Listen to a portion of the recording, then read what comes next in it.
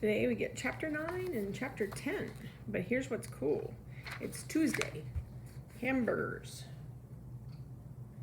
Tuesday is hamburgers.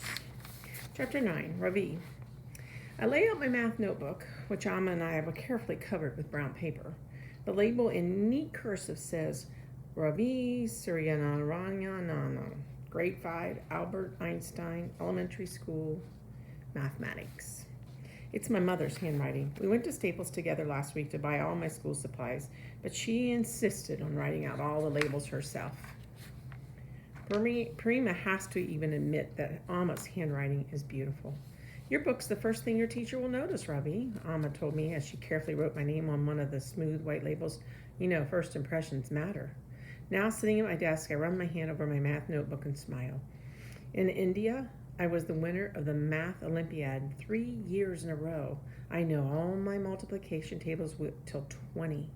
Appa's right, there's nothing wrong with showing off a little. I'm sure that after this morning, Mrs. Beam will realize what kind of student I really am. And this silly business about Miss Frost and special help will be over. So I placed my new pencil box next to the notebook. Amma made sure that every item on the school supplies list was bought. I have 3 mechanical pencils, 2 erasers, a 6-inch ruler, 2 highlighters, 4 ruled notebooks, and a pack of 3M Post-its. I keep looking over at Mrs. Beam, but I don't think that she has noticed yet how well prepared I am. She's busy writing on the whiteboard. In India, we only had blackboards. I love the soft scraping noise the chalk made and the smell of the dusty erasers. The desk in front of me is empty. You know, I wonder if Dylan Samreen will be absent today. But at the last minute, he comes rushing into class and takes his seat. I'm glad my new friend is going to be here to witness what's about to happen, because I'm sure he'd be impressed.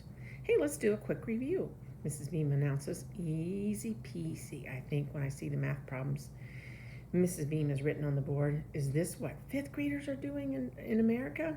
I was expecting something harder, like maybe order of operations or something to do with decimals and fractions.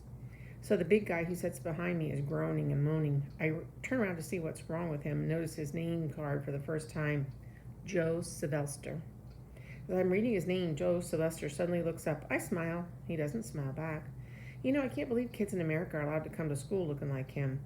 In India, we had to wear uniforms with dress pants, a collared shirt, and a tie. Joe Sylvester has on a tracksuit pants and an unironed t-shirt. I face front again, and then I straighten my back. Good posture is also on Alma's list of ways to make a good first impression. Joe Sylvester is slouching in his chair. Who'd like to come up and show us how to solve the first problem? Miss Beam asked the class. Oh, I push my glasses, take a deep breath, and I raise my hand. Chapter 10. Joe.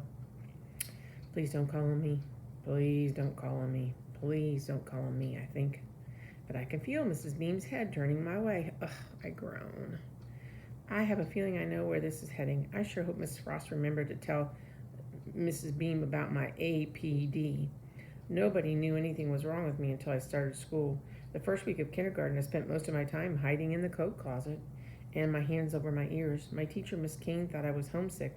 That wasn't it at all. I didn't want to go home. I just couldn't handle all the noise. It turns out I have something called APD, which stands for Auditory Processing Disorder. It means I have trouble listening. I'm not deaf. I can hear just fine. In fact, in a way, the problem is that my hearing is way too good, which is why I go to Miss Frost. She gives me exercises to help my ears and my brain agree about what to listen to and what to tune out. And she also has M&Ms in her office, peanut ones, and she lets me eat as many as I want. Miss Frost understands what's going on, but pretty much nobody else does.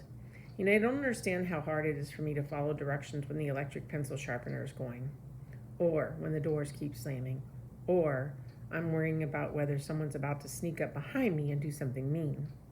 They just don't understand how much I hate to be put on the spot, you know, like when a teacher calls on me. As Miss Beam turns my way, I slide down in my seat. Even if she knows about my APD, it doesn't mean I'm safe, because sometimes teachers think they're doing you a favor by treating you like you're no different from anyone else. The thing is, I am different. I slide down even farther in my seat, as low as I can go without falling out. All I care about is not getting called on. It's not that I can't do math. Actually, I'm pretty good at it. But standing up in front of the class makes me nervous. And when I get nervous, I forget what I'm doing and I make mistakes. It turns out today's my lucky day, though, because the new kid shoots his hand straight up in the arrow like an arrow, straight up in the air like an arrow. He's wearing another white polo shirt, buttoned all the way up. Even the sleeves have been ironed flat. They're stiff and stick out funny like little wings. His desk is covered with a bunch of junk, including some shiny new mechanical pencils, which Dylan keeps eyeballing with a gleam. Yep, Mrs. Beam looks right at me. At least I think she's looking at me, but then she calls on the new kid instead.